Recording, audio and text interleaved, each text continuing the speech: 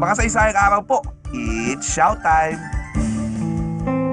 Sa April 9, 2017, gugunitain ang ika-75 anibersaryo ng Fall of Bataan, isang mahalagang okasyon. Ngunit, imbes na mag-focus tayo sa pagkatalo, ituring natin na ang kagitingan sa Bataan at ang pagtatapos ng formal na pakikibaka ang nagbigay daan sa lalong pagyabong ng kilusang gerilya sa buong bansa. Ikwento natin ngayon ang ating mga tagumpay.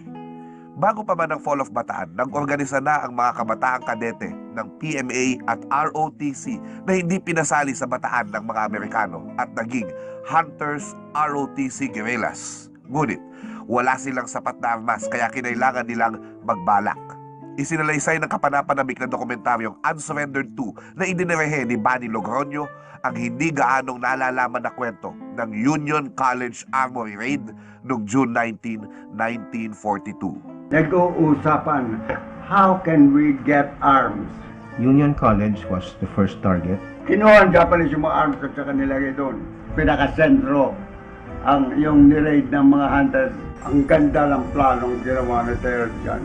Inisip ni Terry yung how to get there, how to transport them, how to avoid the Japanese sentries na nagmamarcha doon sa kalsada. Napasok nila yan. Once they got in, they began sewing the bars. Isang pamilya ang gumagwardya, babae at lalaki, mga anak na maliliit pa. And the person in charge there did not want to let them get the arms. And in fact, he threatened to shout and tell the Japanese, look, they're going to steal our arms. And dali naman takutin. And eventually they pacified him. And so that he would not be held responsible, he said, we will tie you up and we will cover your mouth. So it seemed that he was a victim of this. And they did take the firearms out, again, very delicate operation, but this became the nucleus of the firearms of the Hunters ROTC. Winner dito, ang ating mga lolo guerrillero. Ako po si Xiao para sa PTV News. And that was Xiao time.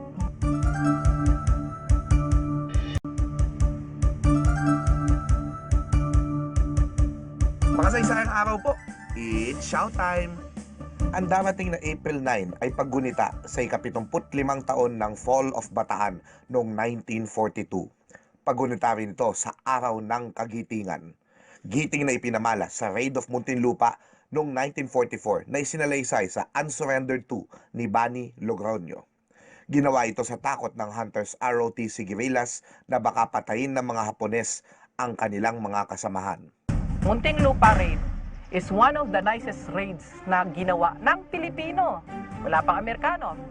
It was done because of the fact na yung kanilang mga officers, practically a lot of them were already incarcerated in the National Bilibid Prison. Diboso instructed Colonel de Ocampo and yung ibang officers, mag-isip kayo ng plano, paano natin kukuhanin yung mga kasamanan.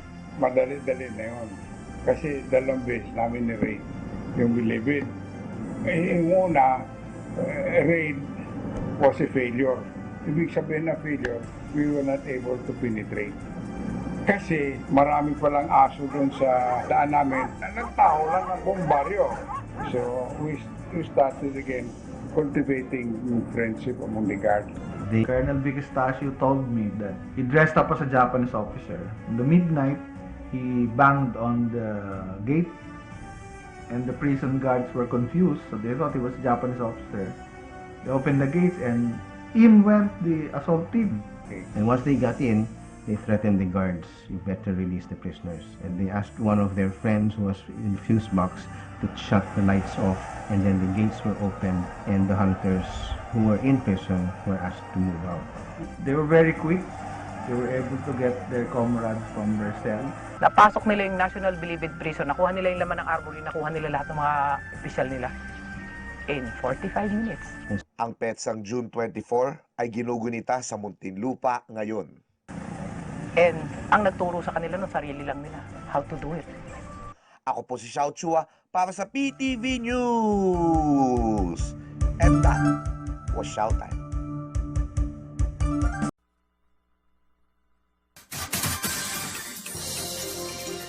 Makasaysayang araw po, it's Xiao time!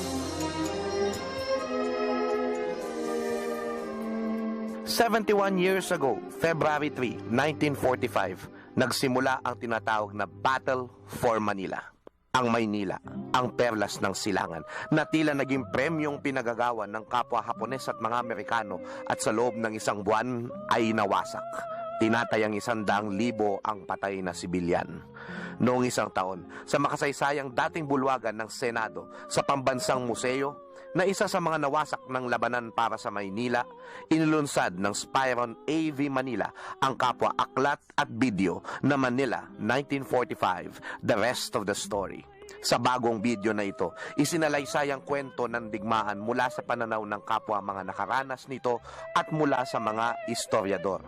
Sa direksyon ng batang-batang si Bani Logrono at produksyon ni May Guillermo, malikhain at makulay na paraan ng ginamit sa pagsasalaysay na papatok sa bagong henerasyon ng millennials para malaman nila na ang makaranas ng digmaan ay hindi biro. Akala natin yung gera parang parang video game. 'Di ba? Yan yung tingin natin sa gera, parang excited ka pang pumunta sa gera. No? Excited kang pumatay. Dahil parang laro lang yan sa'yo eh. It's not a joke to experience a war. And today, people are so quick to say, NPA, just kill them all. Oh, these Muslims, we kill them all. So quick to say that. But when you look at the Battle of Manila, these were people, innocent people being slaughtered. Is it nice to look at that? If we teach that to our people, then they will realize that it is not correct, okay, to treat human life as trivial. You, as a 13-year-old, picture yourself at home. You can't leave meat in the refrigerator. It goes bad. You haven't got any water, you've got to boil the water. The toilets don't flush. There's no electricity, so you either have a lamp at night or a candle, or you go to sleep with the sun. So you think, as a young child, your age of 13 years old, how you would adapt today in the house you're living in today with none of the utilities available. No telephone, no water, no light. It's a different world. Nag-iba rin ang kultura ng mga Pilipino matapos ang digmaan. There was no such thing as security guards. People were honest and peaceful, that no security guard was needed. There was not a single bank robbery, no kidnapping, no carnapping. You could leave your car anywhere, in school I could leave my books anywhere, and it won't get stolen. And now all that has changed. The war changed our attitude. After the war, robbery became rampant, murder, stealing. The change in our culture and way of looking at life was very, very greatly affected by what we experienced during the war. One of the effects of the war, I think, is need to survive.